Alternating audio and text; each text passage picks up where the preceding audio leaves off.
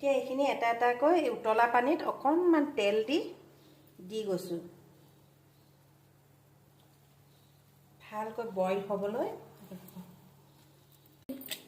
এতিয়া এটা চপাৰত এইখিনি পিঁয়াজ, অকণমান নহৰু, এই নহৰু 3টামান জলকীয়া সোৱাদ অনুসাৰে আৰু এই বিলাহীখিনি দি চপ কৰি দিম।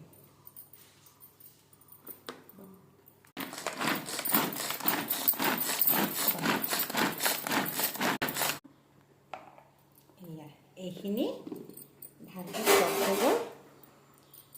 আমাৰ এই আটাৰ চাওমিনখিনি উতলে মানে অকণমান সিজিব লাগে, এইখিনিও আমাৰ চপ হৈ গ'ল। এয়া আমাৰ এই আটাৰ চাওমিনখিনি সিজি আছে। অকণমান সিজাই লওঁ ভালকৈ, অকণমান সময় লাগে আটাৰ যিহেতু, ভালকৈ উতলি সিজিব দিম। এতিয়া এইখিনি মই প্লেট এটাত টুকি ল'ম। এতিয়া কেৰাহী এটাত অকণমান তেল দি অথনি আমি চপ কৰি লোৱা মছলাখিনি দি দিম।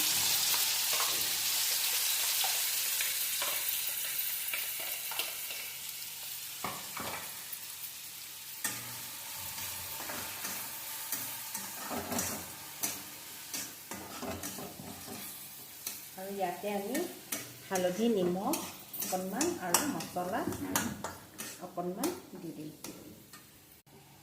এতিয়া অকণমান নিমখ সোৱাদ অনুসাৰে, তাৰপিছত অকণমান হালধি আৰু অকণমান, বেছি নহয়, অকণমান জিৰা গুড়ি দি দিছোঁ।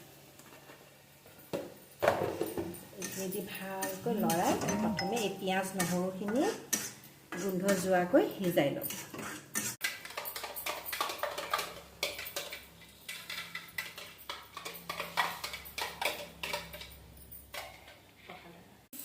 অকণমান সিজি যোৱাৰ পিছত এতিয়া এইখিনি মই